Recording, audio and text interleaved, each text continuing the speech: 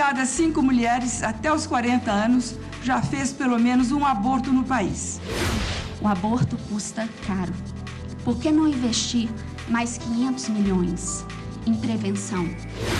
A medida pode resultar no veto total do atendimento aos venezuelanos, pois muitos atravessam a fronteira sem documentos. Não é possível você preservar só metade do rio. O rio passa por diversos outros países, então o nosso conceito é de bioma. Então nós atuamos na América do Sul, apoiando projetos socioambientais.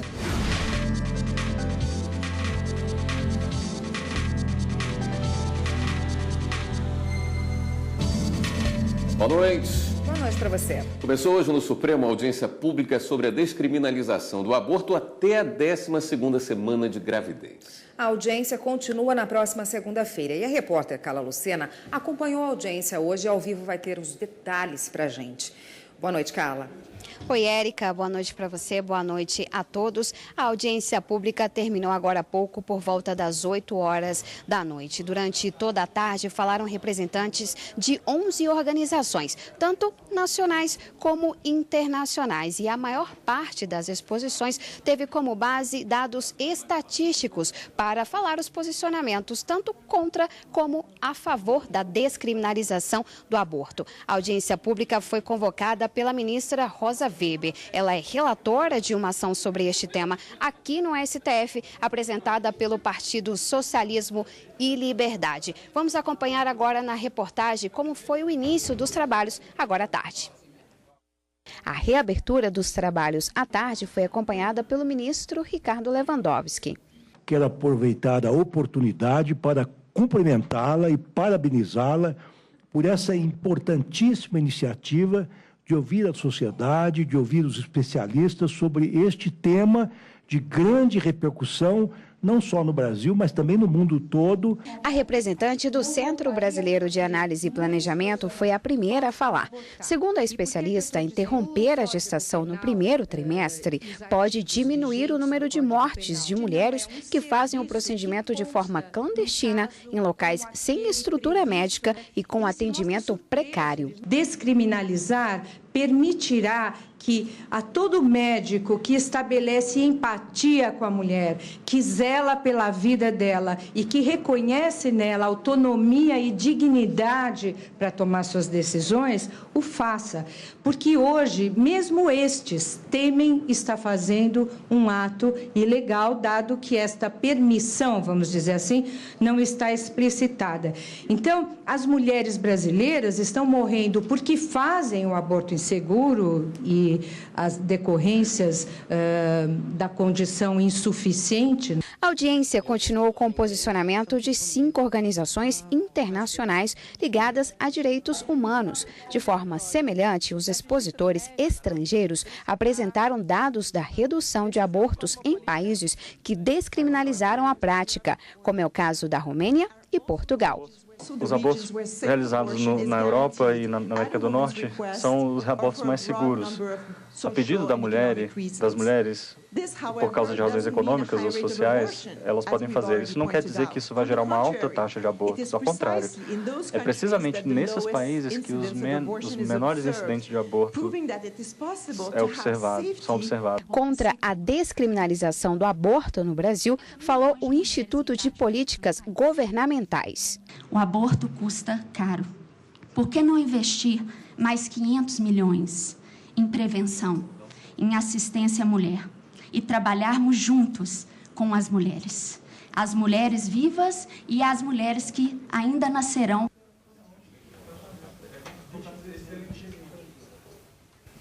E olha só, a audiência pública ela seguiu com a apresentação de outros especialistas. Vamos ver. 1 em cada 5 mulheres até os 40 anos já fez pelo menos um aborto no país. Só em 2015 foram 503 mil pessoas, ou quase uma por minuto. Sabemos que essas mulheres não estão todas presas, mas muitas estão sendo processadas. Se estivessem na cadeia, teríamos um sistema penal, como já foi falado, quase 10 vezes maior que o atual, com mais de 5 milhões de encarcerados, sendo mais de 4 milhões apenas mulheres que fizeram aborto. Foi com esses dados que a Associação Brasileira de Antropologia baseou o argumento para defender a descriminalização do aborto. Outras organizações também falaram a favor da mudança no Código Penal do país. A ameaça de punição, além de não diminuir seu número, pode fazer e tem feito com que mulheres em situações graves de complicações pós-aborto inseguro adiem ou até se recusem a procurar por serviço de saúde, por temerem serem denunciadas ou terem recusado seu atendimento pelo serviço. Por outro lado, entidades contrárias defenderam que a redução de abortos não está ligada à descriminalização. Será que a descriminalização do abortamento é a solução? Ou a mulher não precisa de um tratamento digno antes? Nós temos muitas queixas de mulheres que às vezes esperam 6, 8 meses para serem atendidas e sem estarem grávidas. E por causa da audiência pública, segundo informações da Polícia Militar de Brasília, agora à noite, cerca de 300 manifestantes protestaram na frente do STF pedindo a legalização do aborto. Elas fizeram uma caminhada do alto da esplanada dos ministérios até a frente do STF, segurando cartazes e também falando palavras de ordem. E olha só, uma última informação, a audiência pública, ela segue na próxima segunda-feira. A expectativa é de que pelo menos 20 especialistas falem logo no início da manhã e a TV Justiça vai transmitir ao vivo a audiência pública diretamente aqui da sala de julgamentos da primeira turma a partir das 8h40 da manhã. Voltamos ao estúdio. Obrigado, Carla. E essa audiência que discute a descriminalização do aborto até a 12ª semana de gestação começou pela manhã. Vamos ver como é que foi o debate. A ministra Rosa Weber, relatora do caso, defendeu a discussão sobre o aborto do ponto de vista ético, moral e religioso. A controvérsia constitucional posta relativa à descriminalização do aborto nas 12 primeiras semanas de gravidez, há conflito entre os direitos fundamentais e valores constitucionais, e não meramente questões de alocação de política pública ou recursos financeiros. Trata-se de tema jurídico delicado, sensível, altamente polêmico, enquanto envolve razões de ordem ética, moral e religiosa. Representantes do Ministério da Saúde apresentaram dados sobre aborto clandestino, as consequências desse procedimento para a saúde pública e o risco para as mulheres. 1 em cada 5 mulheres já fez aborto nesse país. A estimativa nossa do Ministério da Saúde é que nós temos por ano cerca de 1 milhão de abortos induzidos. A Federação Brasileira das Associações de Ginecologia e Obstetrícia afirmou que a clandestinidade e a falta de política pública tornam o aborto inseguro. O aborto, quando realizado em condições seguras e recomendadas, é um procedimento de saúde que apresenta baixíssimos riscos à saúde da mulher e risco de morte quase insignificante. São dados da Organização Mundial de Saúde. É preciso comparar esses dados com o fato de que hoje sabemos que metade das mulheres brasileiras que enfrentam o aborto ilegal precisa ser internada após o procedimento. Já o professor da Universidade Federal do Rio de Janeiro, Rafael Câmara, opinou contra a descriminalização do aborto. O aborto legal não é tão seguro assim. Números do Ministério da Saúde. É por isso que eu quero mostrar que são problemas de saúde pública. Em 2015, houve 3 mortes por aborto legal, no número de 1.600. O Movimento Brasil Sem Aborto também pediu a manutenção dos artigos do Código Penal que criminalizam a interrupção voluntária da gravidez. Embrião é o desenvolvimento celular de um óvulo fecundado por um espermatozoide até 8 semanas após a fertilização. E feto é o termo usado para designar esse desenvolvimento celular a partir de 8 semanas de gravidez até o nascimento ou aborto. Ou seja, tem como ponto de referência a fertilização. Eu não tenho como ter outro ponto de referência. É inegável, a fertilização é referencial, inegável para todas as etapas do desenvolvimento desse novo ser humano. A presidente do STF, do Conselho Nacional de Justiça, ministra Carmen Lúcia, lembrou a importância do judiciário ouvir todos os lados antes de tomar uma decisão. O juiz tem que estar aberto a todas as compreensões e os juízes brasileiros assim atuam.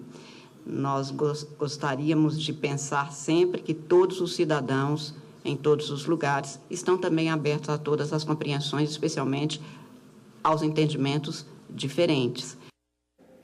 Como você viu aí nas reportagens anteriores, no Brasil o aborto é considerado crime contra a vida humana pelo Código Penal brasileiro, em vigor desde 1942. Mas há exceções previstas em 3 casos. Veja na reportagem. Pelo Código Penal, o aborto só é permitido em caso de estupro, quando há risco de morte da gestante, e para fetos anencéfalos, com má formação do cérebro. Este último caso foi autorizado pelo Supremo Tribunal Federal em 2012. Qualquer outra situação está sujeita à criminalização. A mulher que faz aborto pode ser punida com 1 a 3 anos de detenção. E para quem provocar aborto com consentimento da gestante, a pena varia de 1 a 4 anos. Em março de 2017, o PSOL, Partido Socialismo e Liberdade, entrou no STF com esta ação de descumprimento de preceito fundamental contra os artigos 124 e 126 do Código Penal, que criminalizam o aborto. Como levanta questões éticas, religiosas e de saúde pública, o assunto divide a opinião dos brasileiros. Eu particularmente sou contra. Eu acho que os casos previstos que já existem já são suficientes. Eu sou a favor do aborto por questão da liberdade de escolha, que eu acredito que a mulher hoje ela está aderindo gradativamente, e eu acredito que isso também seria mais um passo. Ela ter a escolha e o poder de decidir se ela quer ou não a gestação. Se for no motivo justificado, tudo bem. Caso contrário, eu sou contra. Eu acho que tem que ser tratado muito mais como uma questão de saúde pública do que uma questão moral. A gente escuta às vezes pessoas que são contra dizendo que só Deus pode tirar a vida de alguém, né? Mas nós temos que entender que o Estado é laico e que a lei tem que servir para todo mundo e tem que se analisar o que realmente acontece. E você vai ver a seguir: exigência de passaporte válido para ter acesso à saúde. A medida pode resultar no veto total do atendimento aos venezuelanos, pois muitos atravessam a fronteira sem documentos.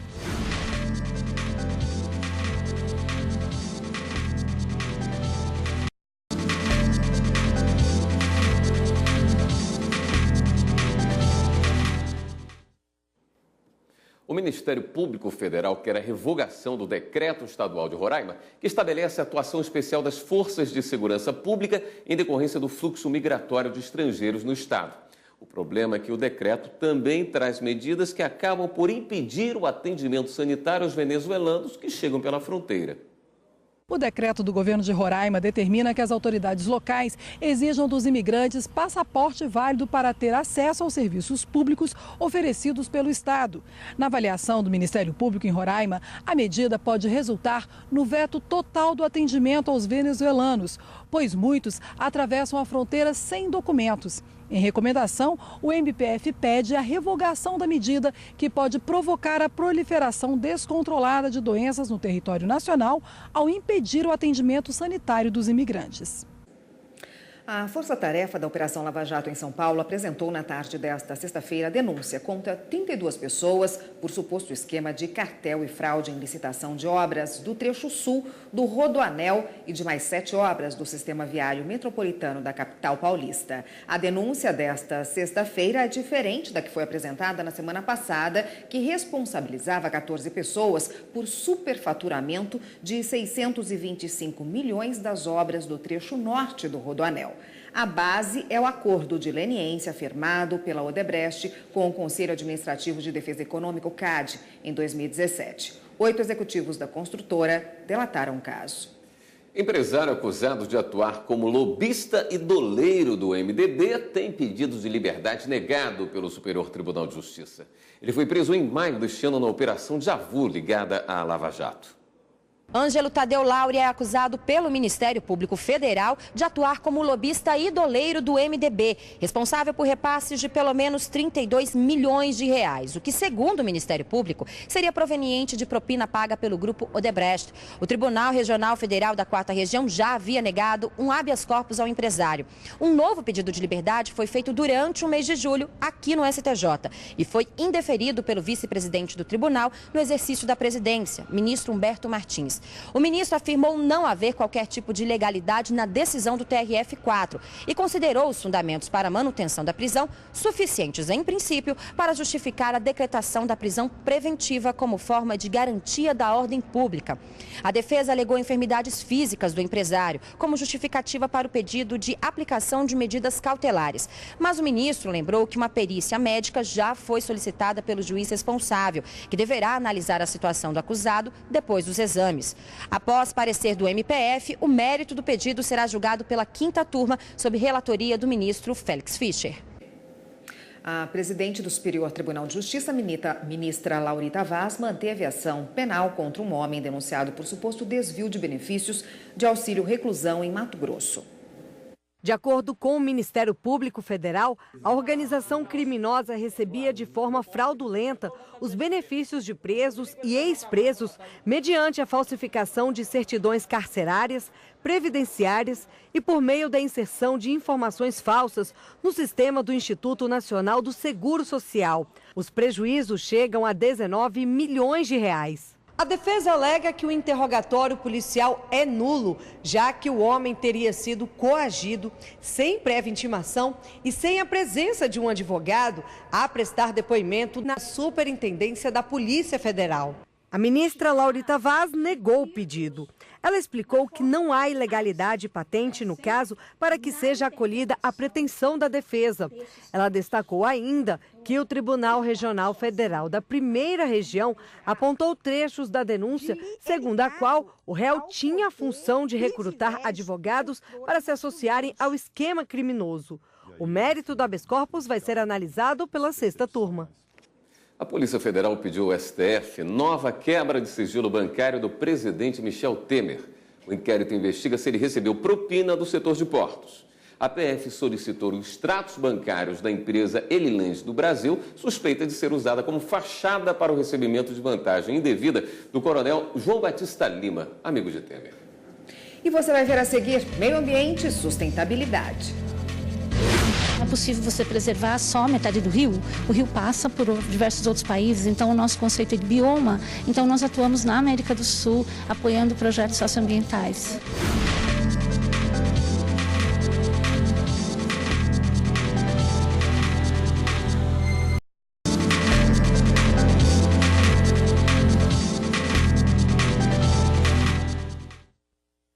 Já pensou em ser cobrado por uma dívida que não é sua?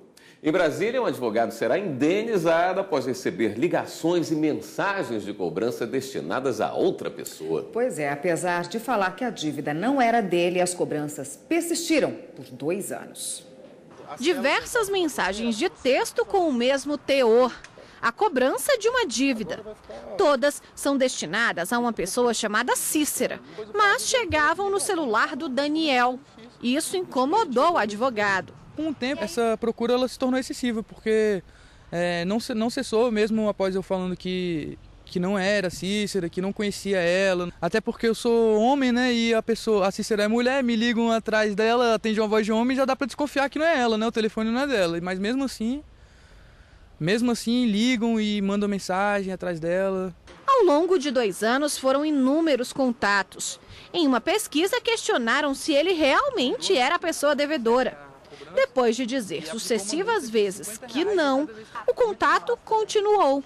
Aí não teve jeito. Com a ajuda de um colega, processou a empresa de cobrança. Já que administrativamente, extrajudicialmente, vamos dizer assim, foi tentado solucionar o problema e o pessoal quedou-se inerte, então acredito que a única forma que tinha possível era recorrer ao judiciário.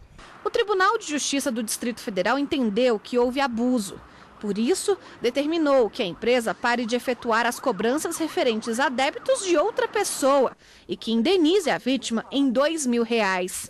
A decisão também lembrou o caráter protetivo do Código de Defesa do Consumidor. O credor ele tem o direito de cobrar, mas a partir do momento que ele, como no caso em tela, fica sabendo que aquele telefone não pertence ao devedor e insiste em cobranças reiteradas, constrangedoras, vexatórias e desgastantes, naturalmente isso daí transcende a razoabilidade, gerando no proprietário do telefone transtornos e surgindo aí do dever de indenizar.